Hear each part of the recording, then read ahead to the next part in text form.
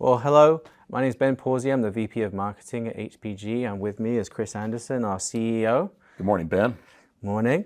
It's April 15th, and the tariffs situation is changing all the time. But we thought, seeing as we're getting a lot of questions from distributors, we'd have a sit down with Chris and talk about where we are today. So, Chris, as we announced last week and is posted on our website, what's HPG currently doing in response to the tariffs? The answer is a lot, and it's an apropos day to discuss this, given that April 15th is traditionally tax day, and a tariff, put differently, is just a tax.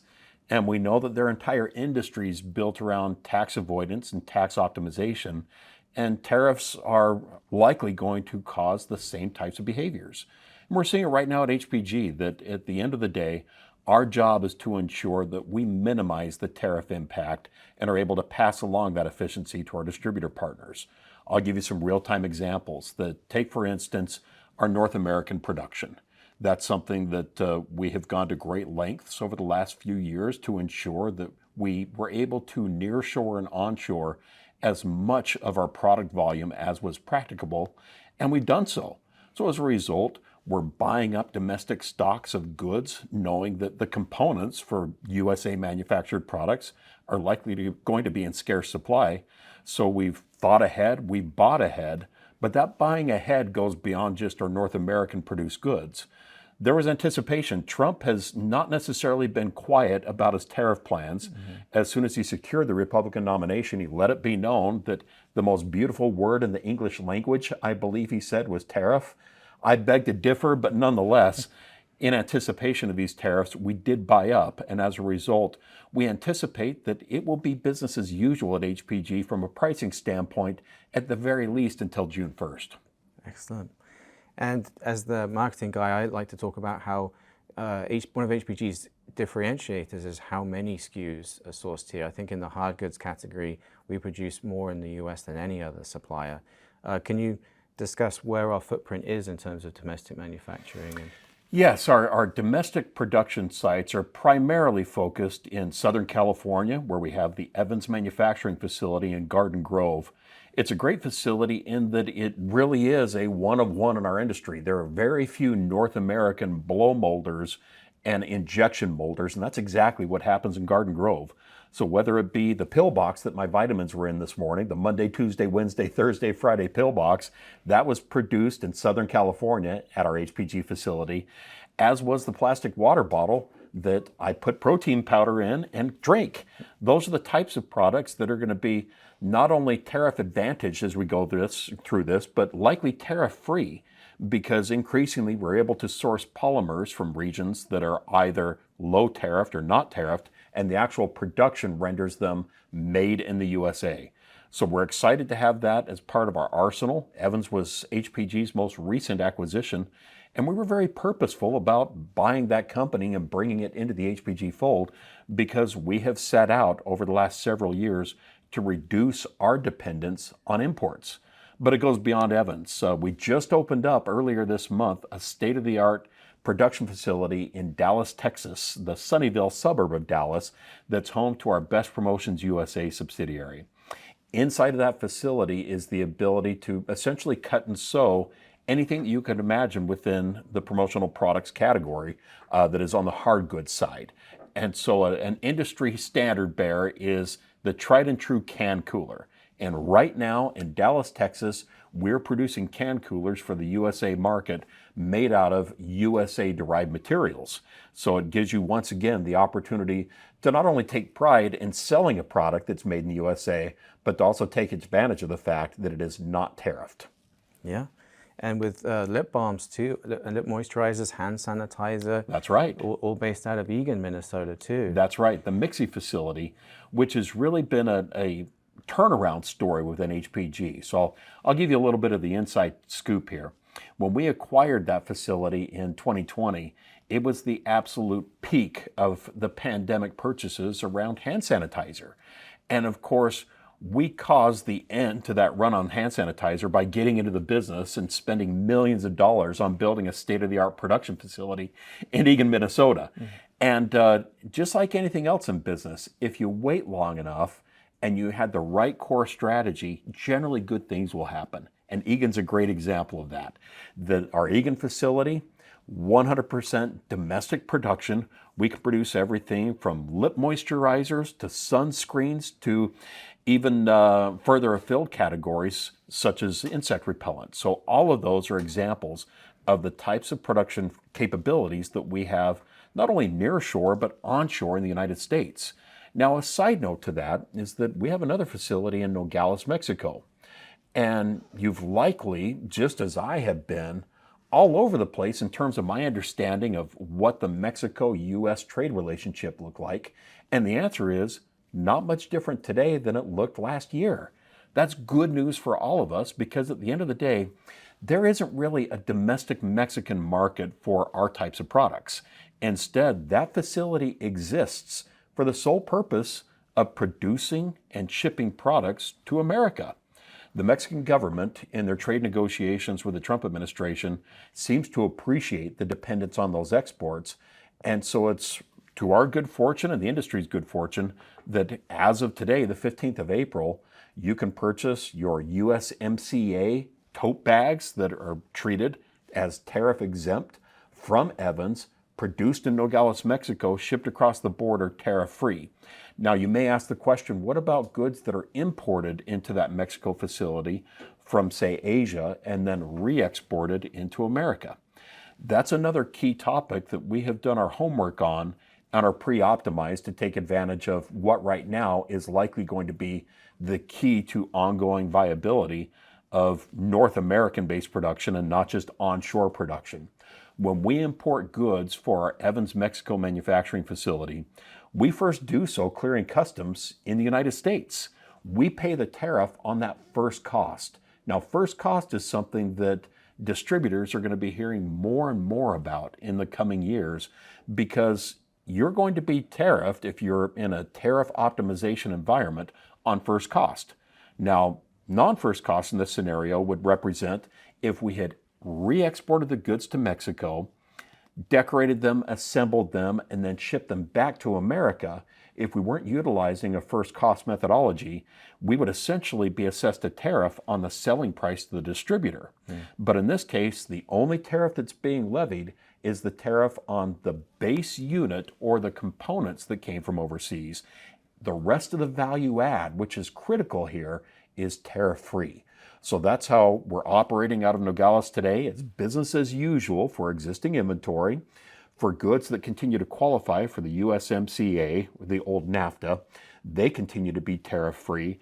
And for all others moving forward, they're going to be tariff optimized because we're not paying the double whammy tariff, so to speak, on Mexican U.S. exports of non-Mexican produced goods.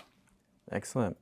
And one other benefit with this is if you care about sustainability and your carbon footprint, sourcing domestically and nearshored items, you're reducing your carbon footprint significantly. So there's another big upside there. Chris, we should talk about Canada too. Yeah. We have Debco based up in Toronto and we have BCG out of Montreal. What can Canadian customers expect from all this? Well, the key to our investment in Canada is that unlike Mexico, where we invested in Canada as a production facility to serve the rest of North America, Debco's the opposite. BCG's the opposite. We have made significant investments over the last decade in the Canadian domestic market to serve the Canadian domestic market. So the real key for our customers of Debco, which for years and years has been truly the industry leader in hard goods in Canada, we have invested such that they can stand alone, and ultimately Canadian distributors can do business with Canadians on inventory that is based in Canada and as a result exempt from any U.S. tariff implications.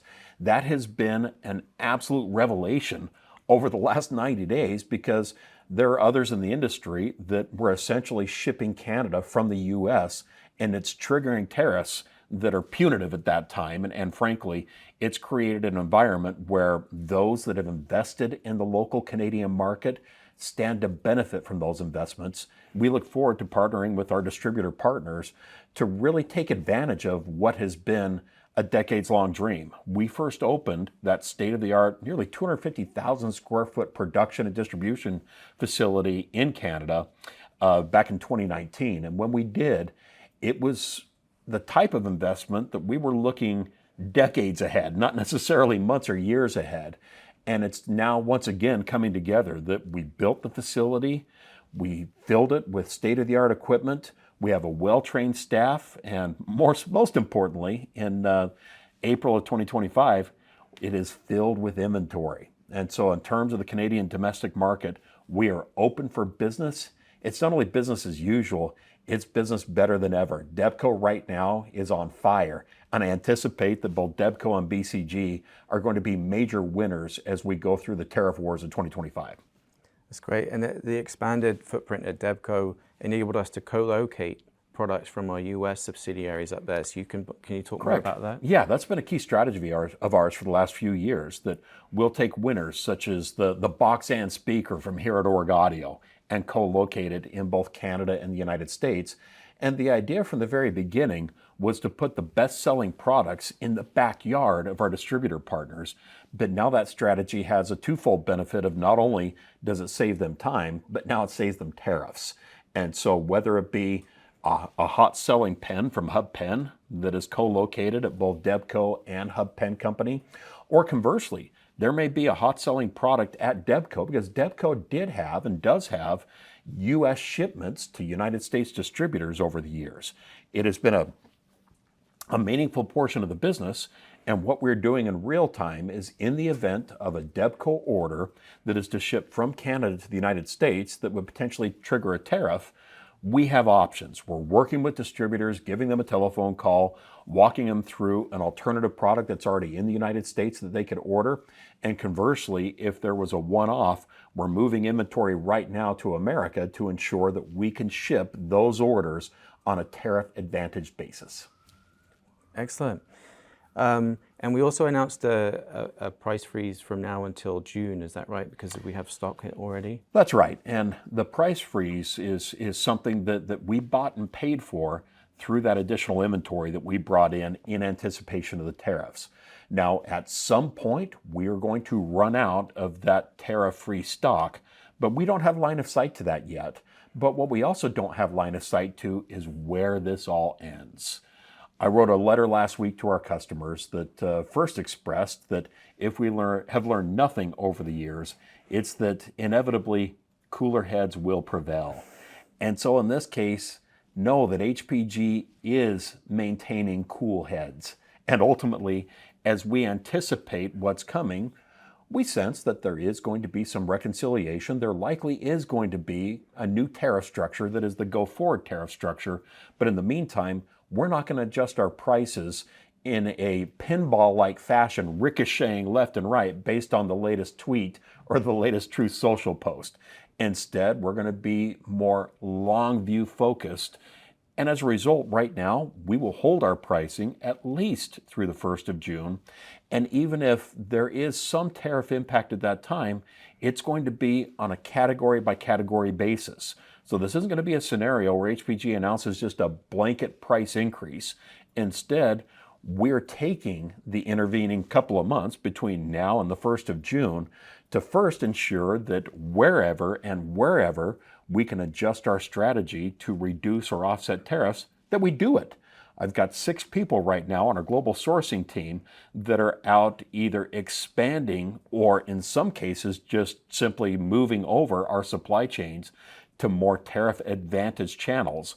Those are the types of actions that are occurring between now and June 1st to ensure that any price increase that happens is a minimal price increase. Brilliant. And on the website front, we're actively pulling together the list of SKUs that are tariff-free because of the domestically sourced or nearshored production. So you'll be able to click on a tariff-free link and see and shop from those products, so you can feel 100% confident, not just between now and June, but beyond June, what will be exempt. So we're trying to make it as easy as possible for you guys. So Chris, to summarize, between now and June on US stock, no tariffs are being impacted. If you're a Canadian customer, it's essentially business as usual. Keep using Debco and BCG. That's right. And we're moving forward, whatever happens between now and June, we're operating under a tariff optimized approach where whenever we can avoid the China tariffs, which are the worst, we will. So we're diminishing as much as possible any impacts that might have to happen post-June. Is that correct? That's a fair summary of where we are today. And I would add just one side note to all this, Ben, that over the years, I've had people ask me, so how do you maintain viability selling low-cost items of daily use in an increasingly flat world? And the answer was that we have a true value add. And that has become more pronounced than ever as we look at these tariffs. The reality of the situation is a distributor who places an order with HPG is getting a product that has been first sourced on a globally efficient basis. It's then been brought from overseas, or components have been brought from overseas as necessary on the most efficient platform possible. Typically, high cube containers on steamships ordered months in advance to ensure we get rock bottom pricing. That represents an investment in working capital that we've outlaid. It then lands at an HPG facility where it goes into a deep stock. While it's sitting in that stock, again, those are dollars that we've invested in buildings that we have invested in. We further have invested in production equipment and decorating equipment and in the talented women and men that man those facilities and ultimately convert the raw stock into a finished good. The key to that means of production is that much of the value add that occurs, regardless of if the product came from Asia or came domestically, a big portion of the value add is taking the non-finished product and converting it into a true piece of promotional merchandise. That's what HPG does. That's what HPG has done for years and will continue to do. And as a result of that value add, you compare that with, say, and this was the criticism that people would come to me with, well, how are you going to compete in an Alibaba world? Well, first, of course, there were sustainability implications. The Alibaba world is in many ways at odds with the Amazon world. Amazon has taught us we want everything this afternoon. Alibaba, you can get it this afternoon, but you're going to have a carbon footprint that's going to make Taylor Swift look like she's driving a Prius. And the bottom line is that not only are there sustainability issues with these overseas direct business models, if that's your only business model, but number two, in a new tariff reality world that we're living in, it's no longer likely going to be a viable business model if you're going to be paying tariffs on finished goods on a finished goods basis. So as I look ahead, what does that mean? What's the reality of it? Well, I'll give you a dollars and cents example. So one of our blue chip products at HPG, it's one that if I mention Hub Pen, usually in the next breath, someone will say Javelina. And there's a good reason for it. The Javelina, it seems like more often than not, if I'm handed a bill or I see pens at a place of business inside of a cup at a check stand, it seems like there's at least 50-50 odds it's a Javelina. There's good reason for it. It is a delightfully balanced pen. It has a great shape and feel to it. Our high quality German ink flows through that ballpoint. It is just, at the end of the day, the perfect combination of quality and value and speed, where our facility in Boston, Massachusetts can crank out over 1 million Javelinas in a day. And so we've got a very great product that has proven to stand the test of time in the industry, and tariffs are going to hit it. Pen production, the actual unit itself, the base unit, generally occurs overseas. There's very little domestic U.S. pen production today. But in the event of a tariff, we have to go back to what is being tariffed here. Is it the finished product that ships from the Hub Pen Company in Braintree, Massachusetts? Or is the tariff levied on that first cost basis? And the answer in this case, it's first cost. So we'll continue to bring over Javelinas in the near term from overseas. They are going to be tariffed. They're going to be tariffed on a tariff optimized basis on first cost, and it's pennies. It's not dollars. And so the cost impact, while from a percentage standpoint, it is going to be meaningful, on a per unit basis, again, we're talking pennies here. It's not likely to push that product out of the realm of the affordable for an end user. And that is going to be one of the keys to our industry's viability moving forward, that we look at it on a category by category basis. And in some cases, we get back to the basics. Low cost items of daily use are going to be how we continue to build the future of the promo industry in a new tariff reality world. The same can be said of water bottles.